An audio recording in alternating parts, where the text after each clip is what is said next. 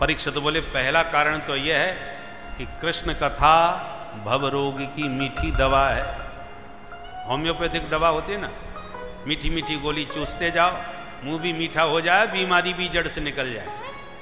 ऐसे ही भवरोग हम सबको लगा हुआ है। जन्म मरण की जो पीड़ा है इसी को भवरोग कहते हैं, और इस भवरोग की मीठी दवा है कृष्ण कथा। बढ़िया प्रेम से कानों से भगवान का कथामृत पान करो और जन्म मरण रूपी भवरोग से छुट्टी पाओ। इसलिए मुझे यह कथा विस्तार से सुननी। दूसरी बात, मेरे पितामहों को कौरवों के विशाल सैन्य सागर से प्रभु ने ही पार लगाया था। तीसरी बात, मेरी माँ के गर्भ में आकर के मुझे दर्शन दिया और ब्रह्मास्त्र से मेरी रक्षा करी, इसलिए वो मेरे जीवन दाता हैं। उनकी कथा में कृपणता मत दिखाइए, विस्तार से मुझे सुनाइए। मेरी भूख प्यास की आप बिल्कुल चिंता न करना महाराज। मुझे याद है मैं एक दिन भूखा नहीं रह पाया था, और भूखा होने के नाते महात्मा के गले में मरा सांप डाल के आ गया था। पर आज मुझे 4 दिन हो गए महाराज, जब से आप कथा सुना रहे हो तब से न भूख लग रही है न प्यास, बस आप यही कथामृत मुझे पान कराते रहे। पिबंतम त्वन मुखाम भोज श्रुतम हरि कथामृतम। सुन करके परीक्षित की जिज्ञासा सुखदेव जी बड़े गदगद हो गए। और एक बात बताएं, वक्ता कथा नहीं कहता, श्रोता कथा कहलवाते हैं। श्रोता यदि श्रोता तो वक्ता फिर वक्ता, और श्रोता यदि सोता तो वक्ता फिर वक्ता। बोलो राधे राधे। तो श्रोता जब जिज्ञासु बन करके, लालायित होकर के, कान खड़े करके बड़े एकाग्रता से सुनता है, तो वक्ता को लगता है मैं क्या क्या सुना दूं, क्या क्या परोस दूं। इसलिए परीक्षित की इस जिज्ञासा से, देखो भोजन में माताओं के द्वारा चाहे जितनी साग सब्जी परोसी जाए, चटनी थोड़ी ही दी जाती है। अच्छी लगेगी तो और मिलेगी, इतनी मेहनत से घोंटी है, तैयार की है। ऐसे ही सुखदेव जी ने और कथा तो बिना पूछे सब बताई, पर कृष्ण कथा की थोड़ी चटनी चखाई, और इतना स्वाद आ गया कि परीक्षित बोले महाराज इतने से काम नहीं चलेगा, आप तो जितना हो सब परोस दो। तब सुखदेव जी प्रसन्न हो गए कि नहीं, जिज्ञासु है, सुनना चाहता है। इसलिए सुखदेव जी ने पूरे 90 अध्यायों में अब कृष्ण कथा बहुत विस्तार से परीक्षित को सुनाई। सुनो परीक्षित ध्यान से। जब इस पृथ्वी पर चारों तरफ अत्याचार, दुराचार, भ्रष्टाचार, पापाचार का साम्राज्य छा जाता है, तब पृथ्वी गाय का रूप बना के गोविंद की शरण में जाती है। देवता पुरुष सूक्त से स्तुति गाते हैं, भगवान सबको समझाते हैं। पहले तो ब्रह्मा जी से भगवान ने प्रेरणा दी, और ब्रह्मा जी ने सबको समझा दिया। सुनो सुनो, हमारी ऊपर बात हो गई। बड़े लोग जब आते हैं ना, तो उनके जो अनुचर होते हैं, लोग उनसे पूछते हैं बताओ महाराज कब आ रहे हैं, सरकार कब आ रहे हैं। तो वो कहते हैं हमारी बात चल गई, बस आने ही वाले हैं। अब वो भले ही 7 बजे का समय दिए हैं, वो बताएंगे 5 बजे आ जाएंगे। आश्वासन देते रहते ताकि लोगों का धैर्य न टूटे। तो देवताओं ने पूछा कब आएंगे, कहाँ आएंगे, ये तो बताओ। ब्रह्मा जी बोले हमारी मोबाइल पर बात हो गई, सरकार ने हमसे ये कहा है कि वसुदेव गृहे साक्षात भगवान पुरुष परः जनिष्यते तत्प्रियार्थम संभवन्तु सुरस्त्रियः। हमारे प्रभु का अवतार मथुरा में होगा, ब्रजमंडल में होगा, और वसुदेव जी के घर में होगा। इसलिए आप लोग मथुरा मंडल में चलिए और उनके स्वागत की तैयारी कीजिए। और प्रभु अकेले नहीं आएंगे, संभवंती जनिष्यते तत्प्रिया, उनकी प्राण प्रिया भी बरसाने में वृषभानुनंदिनी बन के प्रकट होने वाली हैं। इसलिए तुम लोग भी अकेले नहीं, जुगल जोड़ी के साथ जाओ, स्वागत की तैयारी करो। तब तो देवांगनाएं भी देवताओं के साथ मथुरा मंडल में प्रकट होने लगी। बोल मथुरा धाम की। 7 नगरी ऐसी हैं जहां मरने मात्र से मुक्ति मिल जाती है। अयोध्या, मथुरा, माया, काशी, कांची, अवंतिका, पुरी, द्वारावती चैव सप्तैताः मोक्षदायका, ये मोक्षदायिनी पुरी है। उसमें दूसरे नंबर पर मथुरा, पहले नंबर पर अयोध्या। तो अयोध्या तो मुक्ति दे चुकी, अब मथुरा की भी मुक्ति होने वाली है। और भोले बाबा तो काशी में बैठे ही हैं। बोलो राधे राधे, हर हर महादेव, हर हर महादेव। तो ये 7 पुरी मोक्षदा हैं, अयोध्या, फिर मथुरा, फिर काशी। इसी क्रम से चमत्कार हो रहा है। अब मथुरा का अर्थ क्या होता है? आचार्यों ने मथुरा का बड़ा जोरदार अर्थ किया है, बड़े ध्यान से सुनिए। मथुरा विपरीतंच मध्याक्षर वर्जित है। मथुरा को उल्टा कर दो और बीच का अक्षर निकाल के बोलो, तो मथुरा का उल्टा क्या होगा? राथो म। अब बीच का अक्षर निकाल दिया, फिर बोलो राम। अब येन मुखे युगलम नास्ति, जिनके मुख में ये 2 अक्षर राम नाम के नहीं है, बोले तन मुखे मध्याक्षरम, उनके मुख में बस बीच का ही अक्षर बचता है। अर्थ क्या हुआ? जिनके मुख में 2 अक्षर कौन है? राम। और राम नहीं है तो बीच का अक्षर क्या है? बोले थू। बोले जिनके मुख में राम नहीं, उनके मुख में थू। बोलो राधे राधे।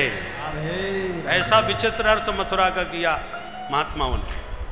ऐसी मोक्षदापुरी मथुरा के राजा हैं महाराज उग्रसेन, पर बेटा घोर दुष्ट कंस पैदा हो गया।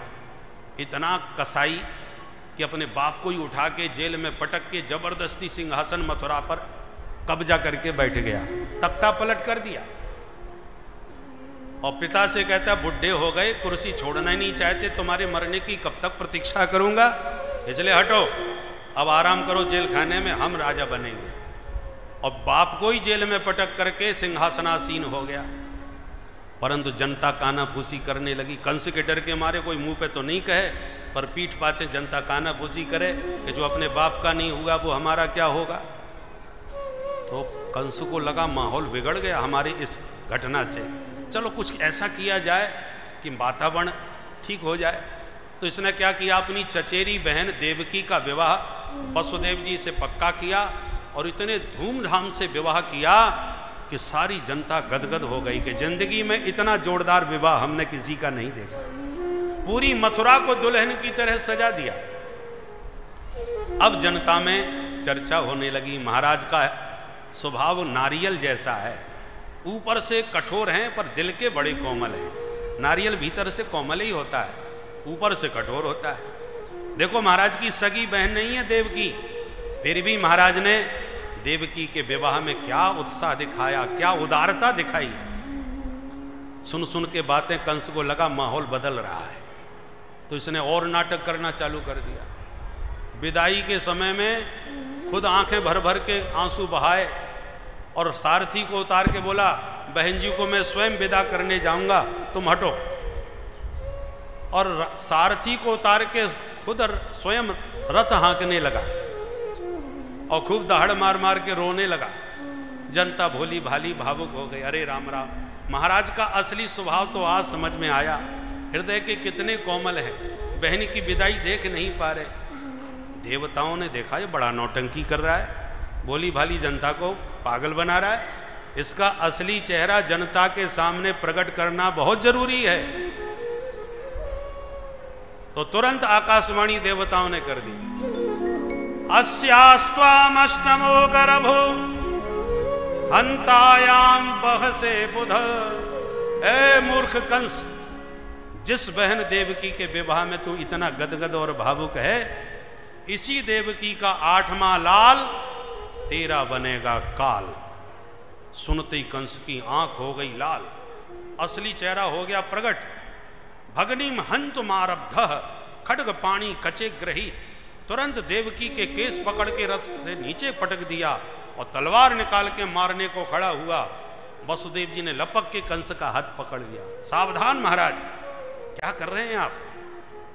वीर होकर के स्त्री पर हाथ उठा रहे, और वो भी तुम्हारी बहन, वो भी विवाह के अवसर पर आशीष की अपेक्षा रख रही है। छोटी बहन बेटी के बराबर होती है महाराज। ऐसा तवानुजा बाला कृपणा पुत्रिकोपमा हंतुम नारहसि कल्याणी इमाम त्वम दीनवत्सलः। आप दयालु हैं।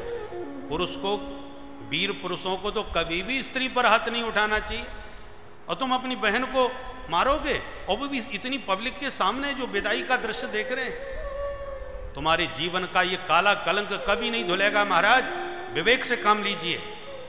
अब कंस को होश आया, अरे राम राम, जोश में हम होश खो बैठे, सब गड़बड़ हो गया। पर जनता इसका असली चेहरा जान गई। ये कितना पाखंडी है, कितना दुष्ट है। जिस बहन के लिए इतना रो रहा था, उसी बहन की गर्दन उड़ाने में देर नहीं लगी इसको। दुष्टों का जो प्रेम होता है वो पानी की लकीर की तरह होता है, न तो बनते देर और न मिटते देर। वसुदेव जी ने साम नीति से काम लिया, समझाया और कहा सुनिए महाराज, मैं जानता हूं कि आप इसलिए मारना चाहते हो कि ये तुम्हारे काल को जन्म देगी, और मैं वचन देता हूं आपको, पुत्रान समर्पयिष्यस्या यतस्ते भयमुत्थितम। इसके जितने बच्चे होंगे मैं तुम्हें सौंप दूंगा, मैंने आपको वचन दिया। अच्छा तो ठीक है। कंस को यह बात समझ में आ गई। बोले जब तक 8 बच्चे नहीं होते तुम मेरे पास रहोगे। शर्त मंजूर है? बोले मंजूर है। समझौता हो गया। देवकी वसुदेव को बंदी बना लिया, जेल में डाल दिया। समय पाकर के पहला बेटा हुआ, ला करके कंस को वसुदेव जी ने दिया। महाराज ये पहली संतान संभालिए। कंस बड़ा खुश हो गया, भाई वसुदेव तुम बड़े ईमानदार व्यक्ति हो, तुम भी क्या कहोगे, ले जाओ वापस। मेरा काल तो 8वां है, उसी को देख लूंगा, इन बच्चों से क्या बैर। ठीक है महाराज। और वसुदेव जी लौटे ही थे कि नारद जी पहुंच गए। नारद जी ने जब ये वातावरण देखा तो मन में सोचा, ये पापी ऐसी दया दिखाएगा तो जल्दी नहीं मरेगा जितना ये बाल हत्या करेगा, क्योंकि बाल हत्या सबसे बड़ा महापाप होता है। महापाप करेगा तभी ये जल्दी मरेगा। तो बुद्धि घुमाने के लिए नारद जी कमल का फूल लेके कंस के सामने पहुंच गए और पूछने लगे, राजन बताओ ये क्या है। कंस ने कहा, ये मुझे क्यों दिखा रहे हो, कमल है, और आजकल तो भारत में चारों तरफ यही खिल रहा है, तो इसमें मुझे से क्या पूछ रहे हैं आप। नारद जी बोले, इसलिए पूछ रहा हूं तुम बता सकते हो इस कमल में 8वीं पंखुड़ी आप किसे मानोगे। तो गिनने लगा, 1 2 3 4 5 6 7, ये रही 8। फिर इधर से क्यों गिनी, इधर से गिनिए, अब यहां से गिनिए। अलग अलग गिनवाया तो 8वीं नजर आने लगी। अब समझ में ना आवे किसको 8वीं मानी जाए, खोपड़ी घूम गई। अरे गुरुदेव अब समझ गया आप क्या बोलना चाहते हैं। इसका मतलब पहला भी 8वां हो सकता है। मूर्ख और संघ दूसरों के भूखने से बचते हैं, इनका अपना कोई विवेक नहीं होता। नारद जी ने ऐसा कान फूंका, खोपड़ी घूम गई, और तुरंत वसुदेव को वापस बुलवा करके बच्चे को छीन करके घुमा करके पटक दिया। और इसी प्रकार कंस के हाथों देवकी के 6 पुत्रों की हत्या हुई। 7वें गर्भ में भगवान ने शेषनाग जी को भेजा, योग माया को बुला के निर्देश दिया, तुम यशोदा की बेटी बनो, हम 8वें बेटा देवकी के बनेंगे।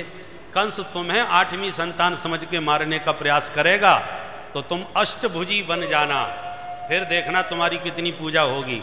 दुर्गा मैया, शारदा मैया, अंबिका मैया, कात्यायनी मैया, चंडी मैया, भद्रकाली मैया, भगवान जाने कितनी मैया बन के पूजोगी।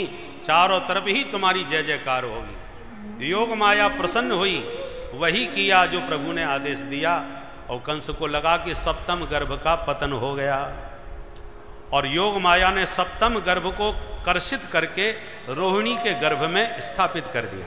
ये गर्भांतरण की प्रक्रिया है जो आज वैज्ञानिक भी करना प्रारंभ कर दिया। सुखदेव जी कहते हैं, राजन अब 8वें गर्भ में प्रभु पधारे, देव की मां का मुख दिव्य तेज से आलोकित हो गया। देवता समझ गए प्रभु गर्भ में आ गए। सभी देवताओं ने आकर के गर्भस्तुति गई। सत्यव्रतम सत्यपरम त्रिसत्यम सत्यस्य जोनिम निहितम च सत्ये सत्यस्य सत्यमृत सत्यनेत्रम सत्यात्मकम त्वाम शरणम प्रपन्ना।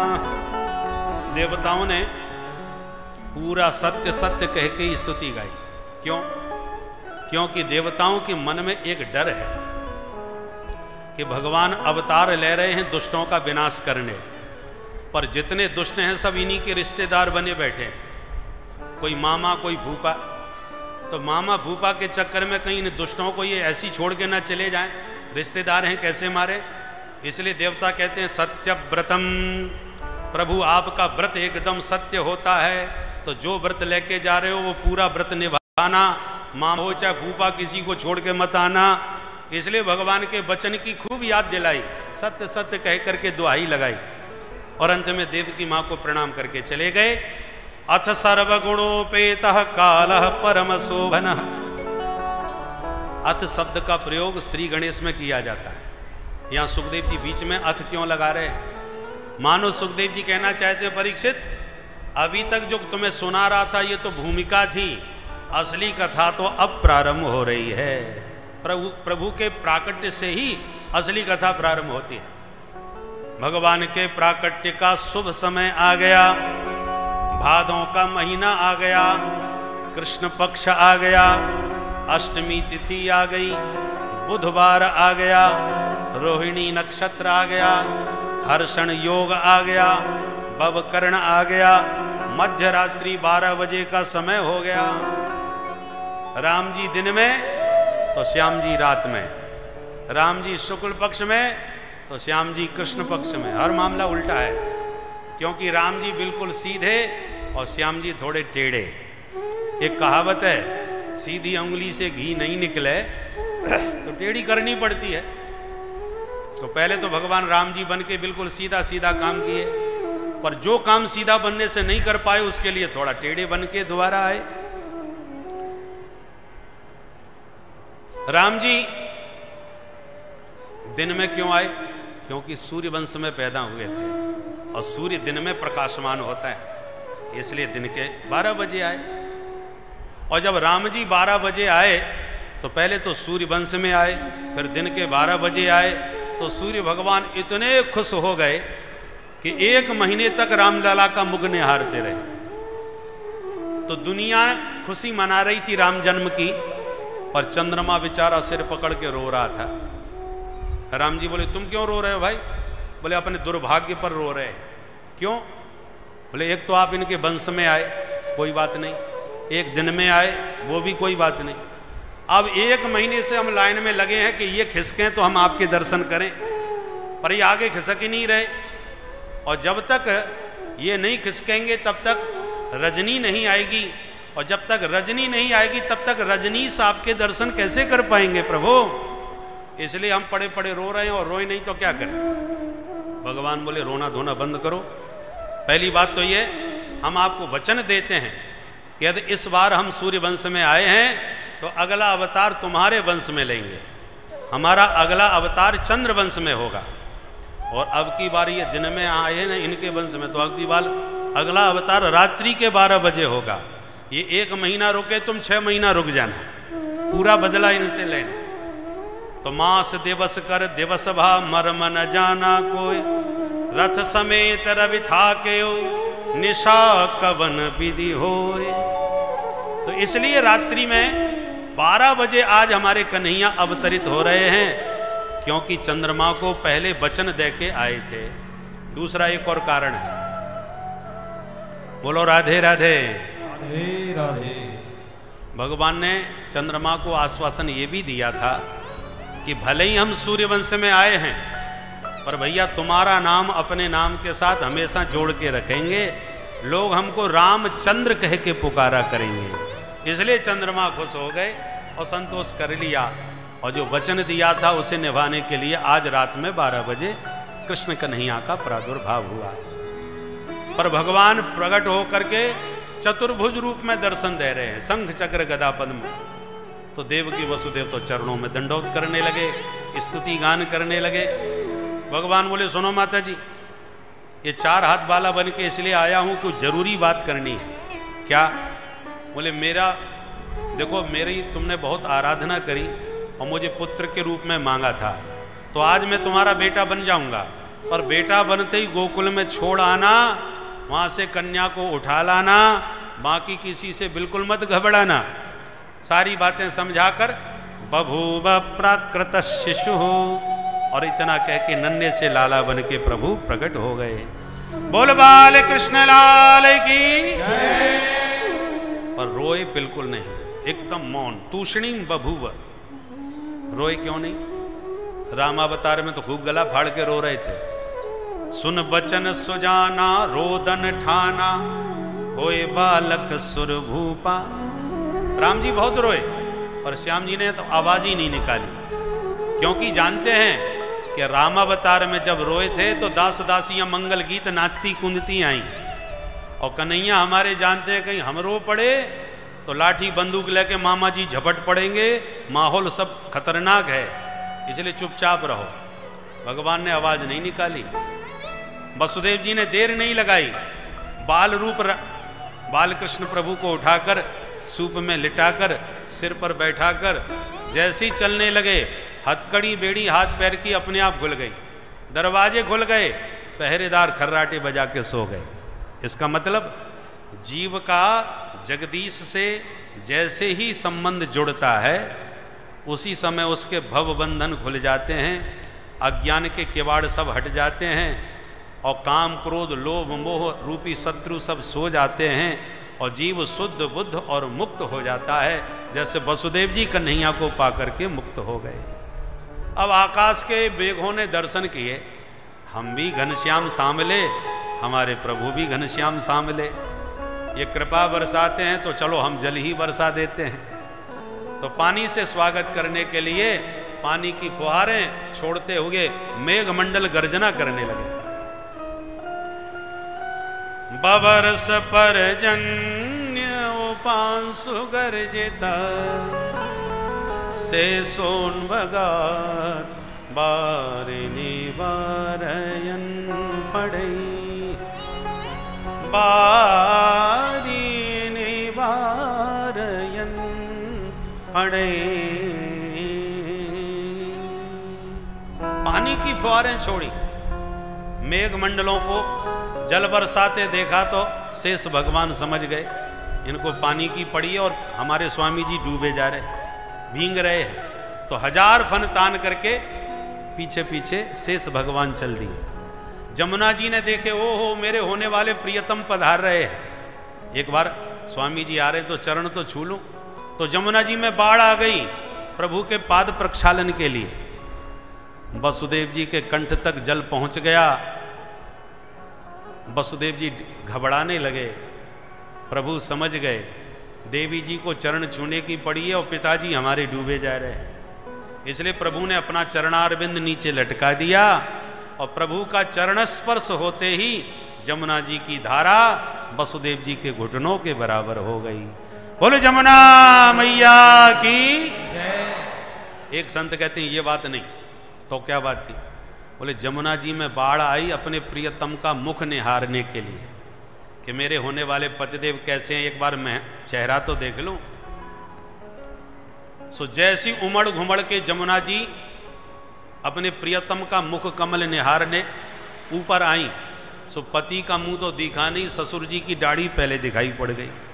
सो ससुर जी का मुख देखते ही बेचारी शर्मिंदा हो गई और तुरंत ससुर जी के चरणों में नतमस्तिष्क हो गई। बोलो जमुना मैया की जय। ऐसे बहुत सारे भाव संतों ने दिए। जमुना पार करके नंद भवन में जाकर लाला को सुलाकर लाली को उठा लाए, और जैसी बंदी गृह में आए हथकड़ी बेड़ी लग गई, दरवाजे सब बंद, और गला फाड़ के वह कन्या इतनी जोर से रोई कि पहरेदार जग गए। कंस को खबर किए, कंस दौड़ा दौड़ा आया, पर देवकी की गोदी में लाला की जगह लाली को पाया। बुद्धि चकराई, बिटिया कैसे हो गई? आकाशवाणी ने तो बेटा कहा था, पर जो भी हो मैं इसे छोड़ूंगा तो नहीं, 8 में से खतरा ही है। कन्या का पैर पकड़ के घुमाने लगा, कन्या तुरंत हाथ से छूट करके आकाश में उड़ गई और गंभीर गर्जना के साथ बोली, किम मया हतया मंद जातः खलु तवांत कृत। अरे पापी, मुझे तू क्या मारेगा, तुझे मारने वाला पैदा हो गया। कंस कांप गया, बहन जी कहां पैदा हुआ है, नाम तो बताओ। कन्या बोली, पूरी जन्मपत्री नहीं बताऊंगी। यत्र क्ववा पूर्व शत्रु माहिंसी कृपणान वृथा। तो यह तेरा काल तेरे आसपास ही पैदा हुआ है, ज्यादा दूर नहीं है। ऐसा कह के देवी तुरंत विंध्याचल पर्वत पर जाकर के विराजमान हो गई और विंध्यवासिनी मैया के नाम से जानी गई। बोल विंध्यवासिनी मैया की जय। कंस घबरा के देवकी के चरणों में गिरता हुआ बोला, बहन जी जिंदगी में पहली बार पता चला है देवी देवता भी झूठे, ये भी झूठ बोलते हैं। आकाशवाणी ने कहा था कि तेरा लाल मेरा काल बनेगा, और ये देवी कह रही है मेरा काल कहीं पैदा हो गया। दो में से कोई तो एक झूठा है। मुझे माफ करना बहन जी, मैंने तुम्हें बहुत सताया। ऐसे माफी मांगता हुआ देवकी वसुदेव को मुक्त करके कंस गया। किंतु उधर नंद भवन में क्या हुआ, अब केवल 2 मिनट नंद भवन और चले। नंदस्त्वात्मज उत्पन्ने जाता ह्लादो महामना। नंदस्त्वात्मज उत्पन्ने जाता ह्लादो महामना। आहूय विप्रान् वेदज्ञा स्नातः शुचिरलङ्कृतः। आहूय विप्रान् वेदज्ञा स्नातः शुचिरलङ्कृतः। वाचयित्वा स्वस्तयनं जातकर्मात्मजस्य वै। वाचयित्वा स्वस्तयनं जातकर्मात्मजस्य वै। कारयामास विधिवत् पितृदेवार्चनं तथा। कारयामास विधिवत् पितृदेवार्चनं तथा। नन्दस्वात्मज उत्पन्ने जाता ह्लादो महामना। नन्दस्वात्मज उत्पन्ने जाता ह्लादो महामना। जाता ह्लादो महामना। जाता ह्लादो महामना। जाता ह्लादो महामना। जाता ह्लादो महामना। बोल बंसी वारे की जय। अब यहां से ब्रज की कथा ब्रज भाषा में ही सुनाते हैं। नंद बाबा 90 साल के डोकरा है गए, पर छोरा छापरो कोई ना भयो। एक दिन साधु संतन महंतन की मंडली पहुंच गई। नंद बाबा ने सब महात्मन को बुला के चकाचक रबड़ी घुटवाई, मालपुआ छनवाए। महंती जी ने पेट पर हाथ घुमायो और आशीर्वाद दियो, नंद बाबा पुत्रवान भव। सोई नंद बाबा गदगद होके बोले, महाराज जी 90 साल के बुढ़ापे में कैसो आशीर्वाद दे रहे हो, अब तक तो छोरा भयो ना है, अब या बुढ़ापे में का है जाएगो। महंती जी बोले, तेरे एक लाला ना है। नंद बाबा बोले, अब तक तो भयो ना है, अब आगे की खबर ना है। महंती जी बोले, तो हमारे मोते तो आशीर्वाद निकस गयो, और महात्मन को आशीर्वाद मिथ्या ना होए। जब आशीर्वाद दयो है तो छोरा तो अब होके ही रहेगो, चाहे कछु है जाए। नंद बाबा बोले, तब तो रोज रबड़ी घुटन दो महाराज, आपकी कृपा से 9 लाख गैया हैं घर में, काऊ आज की कमी ना पड़वे बारी। छानो घोटो बस आपको आशीर्वाद सफल होना चाहिए। महाराज संतन के आशीर्वाद को ऐसो चमत्कार भयो कि यशोदा जी के लाभ है गयो। बात फैल गई ब्रज में, जसोदा के छोरा हुए बारो है। जैसी खबर मिली, गोपियन ने 84 गज के तो लहंगा सिलवाई लिए, बढ़िया बढ़िया चुनरी बनवाई कि जादना जसोदा के लाला हो को वादना यही लहंगा चुनरी में बधाई लेके जाऊंगी। छोरा भयोना 6 महीना पहले से तैयारी चालू है गई ब्रज में। नंद बाबा बहन जी ये बुलावे पहुंच गए, बहन सुनंदा अब तू जल्दी घर चल, तू बुआ बनवे बारी है। खुशी के मारे सुनंदा जी 4 महीना पहले ही चली आई। दौड़ दौड़ के खूब जसोदा भाभी की सेवा करवे लग गए। जसोदा माने यशः ददाती, जो सबको यश देती है, आदर देती है, उसका नाम यशोदा। और नंद का मतलब नंदयति जगदिति नंदः, जो सारे जगत को आनंद दे उसका नाम नंद, और जो आनंद न दे उसका नाम ननद। बोलो राधे राधे। कोई भाग्यशाली यही भाभी होगी जाकू ननद से सुख मिले, परंतु ये ननद नहीं है, इनका नाम है सुनंदा। जिनके आते ही यशोदा जी निश्चिंत हो जाए कि अब मेरी सुनंदा आ गई, मुझे घर की कोई चिंता ना है। पर आज ऐसी लीला भई, ऐसी गहरी नींद आई कि कब वसुदेव आके अदला बदली करके काउए भनकना पड़ी। नींद खुली तो सबसे पहले सुनंदा जी जगी, देखा दरवाजे सब खुले पड़े हैं, भाभी अभी तक ना उठी। जैसे ही झरोके से झांक करके भाभी को देखा तो नील कमल जैसा लाला यशोदा जी के अंक में किलकारियां भरता दिखाई पड़ा। भाग करके भीतर गई और जब ध्यान से लाला की आभा प्रभा शोभा का दर्शन किया, खुशी में चिल्लाती वही दौड़ी, है गो है गो है गो है गो है गो। सबरे वाला दौड़े दौड़े, का भयो? मुंह पे हाथ धर के बोली, कचूना भयो। तो ऐसे काय को चिल्लाई, हम तो घबरा गए भाई। मन में सोचा सुनंदा ने खुशखबरी पहले भैया को मैं दूंगी तो पक्को 9 लाख हार मिलेगा बधाई में, मोते पहले कोई और खबर ना कर दे। इसलिए तुरंत बोली, जल्दी बताओ मेरे भैया कहाँ हैं? बोले वो तो अथाई पर बैठे बैठे माला सटकाए रहे।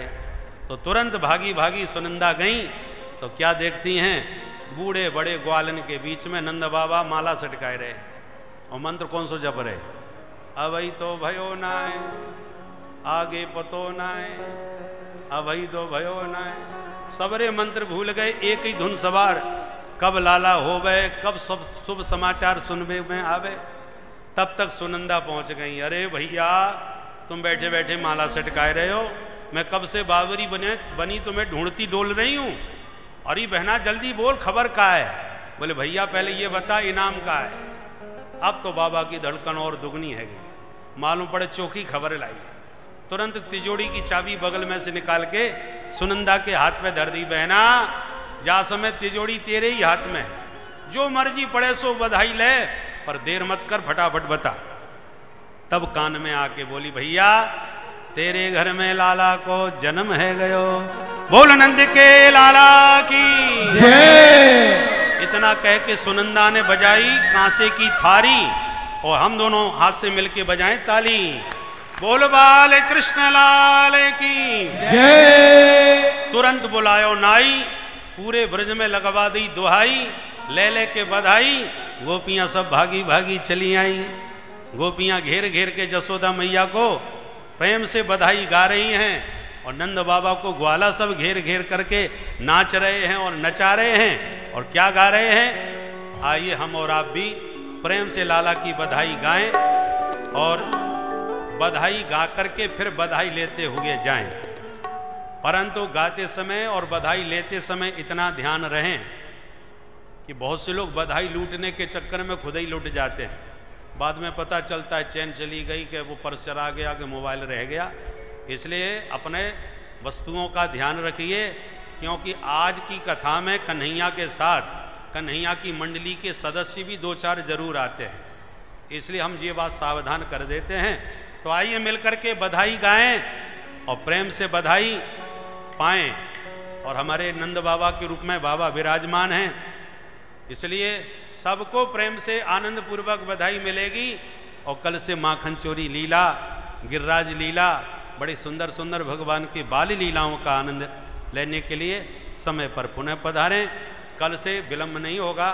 आज हमने 1 घंटा ज़्यादा आपसे लिया है, पर कल से ठीक 2 से 6 बजे तक ही कथा प्रसंग चलेगा। आइए मिलकर के बधाई गाते हैं। अरे कन्हैया झूले पलना नक धीरे झोटा दीजो, कन्हैया झूले पलना नक धीरे झोटा दीजो, मेरो लाला झूले पलना नक धीरे झोटा दीजो, मेरो लाला झूले पलना नक धीरे झोटा दीजो, अरे झीले झोटा दीजो नक होले झो